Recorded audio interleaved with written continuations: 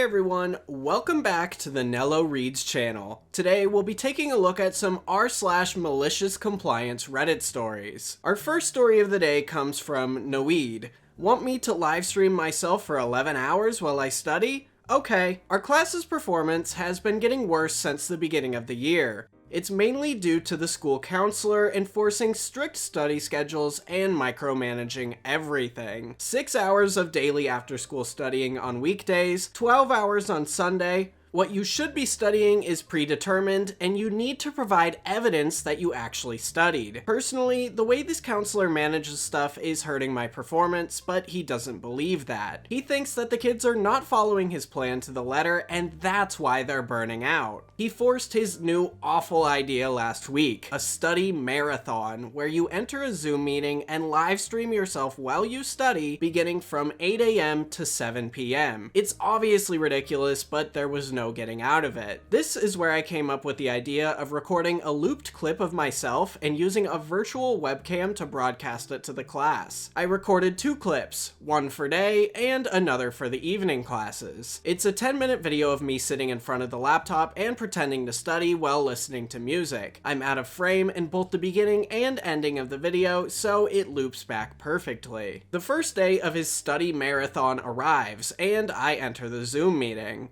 Out of 30 kids in the class, only 10 entered. He's baffled why people don't like his brilliant idea. This goes on for 2 more days. The last meeting of the third day was from 5:30 to 7 p.m. We're down to 3 kids now. 50 minutes through the class, he yells, "Mr. Noed, do you hear me?" Well looped, Noed is aggressively head-bopping to music. He sighs and ends the meeting early. No more study marathons ever. Small note, I'm not lazy or against studying. He had good intentions, but the plan was doomed to fail. Every kid has different study routines. I study for 45 minutes and take a break for 15 minutes. The school counselor expected 90 minutes of studying and 10 minutes of rest. I continued studying normally in these 3 days.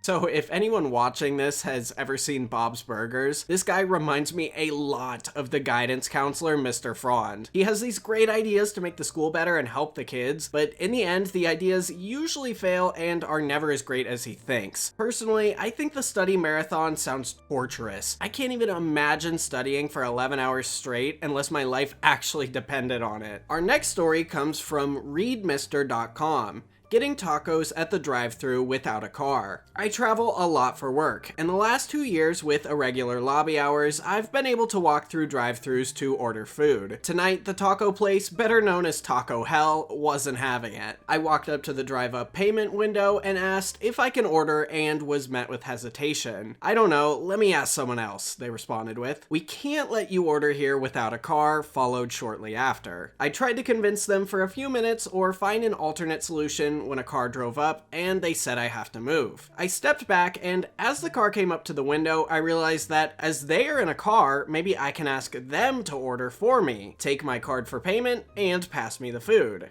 The 2 folks in the car hesitantly cracked the window open a half-inch as I waved to them as friendly and non-threatening as I could muster while wearing a black jacket, work pants, and dress shoes at 10 p.m. in the dark. "Hello, I'm wondering if you can order for me. I'm staying at a hotel without a car and they won't let me order here without one. I can pass you my card even." Well, they agreed and asked what I wanted. I hadn't thought that far, but quickly mustered out 3 beef tacos with hot sauce, no sour cream. They responded with hard or soft. I smiled behind my mask as they had clearly been here more than myself. Soft it was. The teller wouldn't let them order then and said that they would have to drive around again, which they said they would do. By this time, there was about a 5-minute wait, but they pulled through. Both meanings intended. I offered my card when they were back, which they refused, but they passed my tacos through their car right to me to the annoyed looks of the employees. I thanked them for being so awesome and happily skipped away into the night. The employees looked relieved and a little dumbstruck as I walked away with my tacos. More trouble for all than it should have been, but the satisfaction this time was greater than normal. I understand a lot of restaurants have policies, and not allowing this guy to order through the drive-thru without a vehicle does make sense. The last thing they need is a guy becoming a real-life taco when he gets stuck between 2 cars in the drive-thru. But making the car loop around twice to order is a little ridiculous. What if you wanted to get food with friends, but all want to pay separately? Do you loop around 4 times? I kinda doubt it. Our third story comes from an anonymous poster. XBF insists I play a game he assumes he's better at. I complied. Every once in a while, I think about this story while I'm idly playing Sudoku on my phone, and it makes me smile. I realized it's perfect malicious compliance / petty revenge material. I don't want to go into too much detail here, but some background is needed.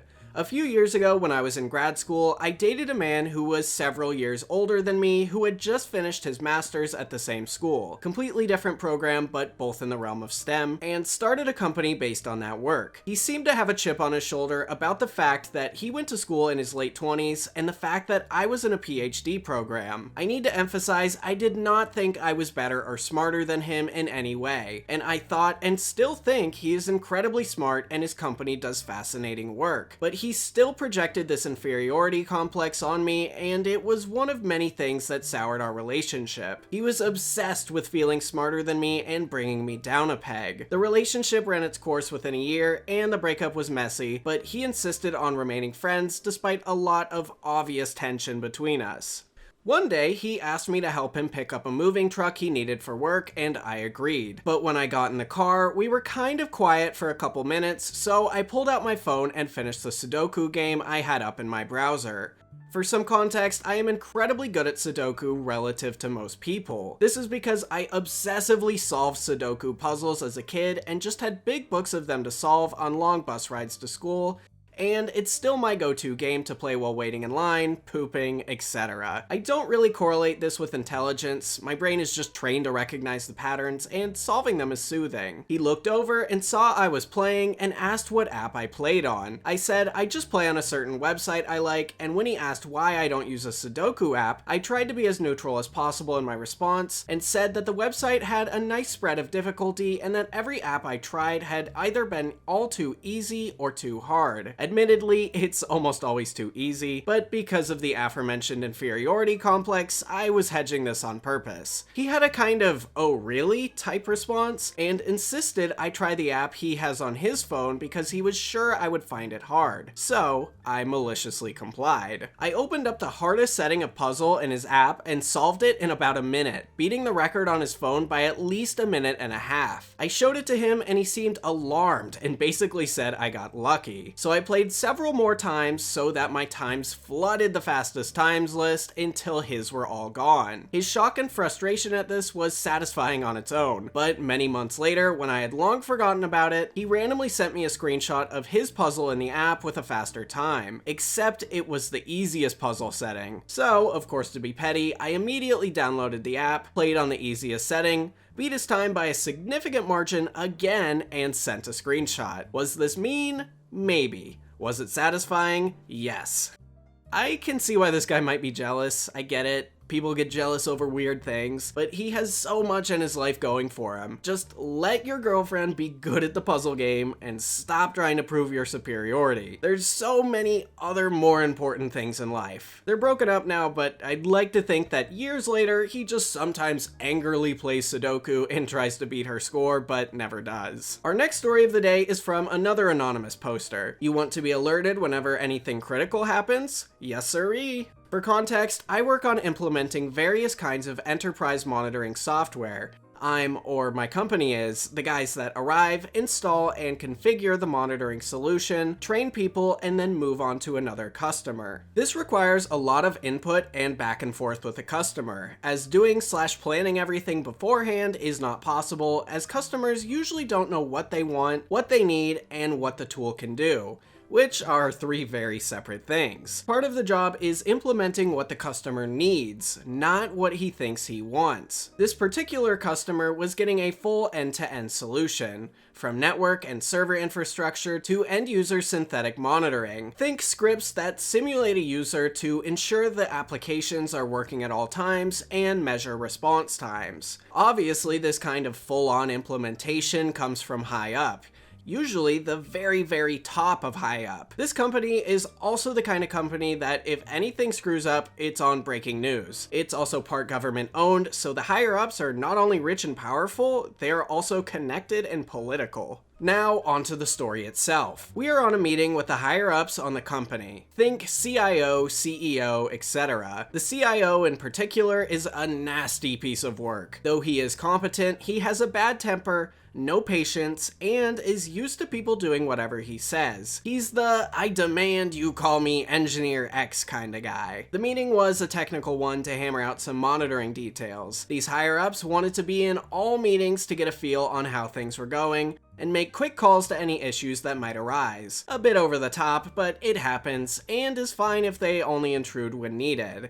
Remember, this was a tech meeting. The meeting is about a particular component, the network monitoring component. It has just been installed and configured, and we were on the tuning phase where we select which alerts are relevant, what is critical, which network nodes are critical, and which aren't. A core switch going down would mean 9 o'clock news headlines. Some Wi-Fi router would mean someone would get less network on his laptop. At one point, we discuss alerts. One colleague of mine asked, "What do you want to be alerted on?" At this point, all the techs and consultants were a bit tired of the CIO constantly, aggressively, and impolitely telling everyone how things should be done. Mostly stuff he had little idea how worked. True to form, he interrupts immediately and says, "I want to be alerted by SMS for every critical event that appears." Me and my colleague try to explain that this is not a good idea at all. My supervisor also butts in and tells him this is not what he wants. His response was, "I am the one who knows what I want.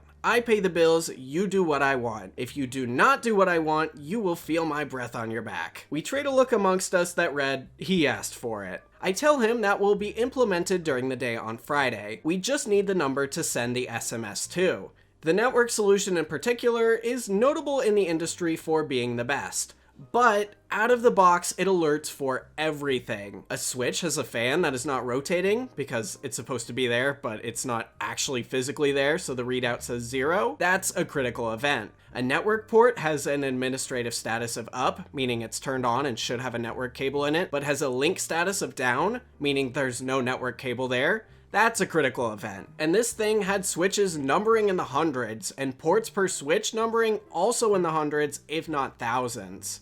Obviously, network devices going down and things like that are also critical events. The trick is to figure out that for some devices, the network admin status difference to actual link is a major problem, and that for others, it's just someone lazily turned them all on and didn't actually need to connect them all. Usual procedure is to SMS/email only on nodes going down, throughput going over a certain threshold, etc. He wanted everything. We gave him everything. We turned all the events to forward to the SMS gateway at Friday, 5:59 p.m., left at 6 p.m. exactly. He received around 500,000 events during the weekend. He tried to call my supervisor, me and my colleague, my supervisor's boss, and his boss. Our team had our phones off, on purpose obviously, and his phone received SMSs nonstop every half a second for the whole weekend. Even if we were contacted, we need to go physically on site, but our security passes would not allow for that, and we were also not obliged to work on weekends. He couldn't have his phone off due to other duties, so it rang happily through the night. I guess at one point he put it on silent. Come Monday, a very angry and now quite polite CIO came back round our posts and asked us to turn that off. We did, and his phone kept receiving the backlog of critical events for quite a few days after, 24/7 until the whole backlog on the SMS gateway was cleared. This story in particular is why we now have a strong policy of never ask the customer what he wants alerted on/monitored. He will say everything. There's that old phrase in customer service that goes, "The customer is king," or "the customer is always right," or something like that. I think it should go, "The customer is allowed to think he's right, but the service provider knows best." I hope you enjoyed today's stories, and feel free to check them out on Reddit in the description below. If you haven't already, make sure to drop a like, and I'll see you in the next video.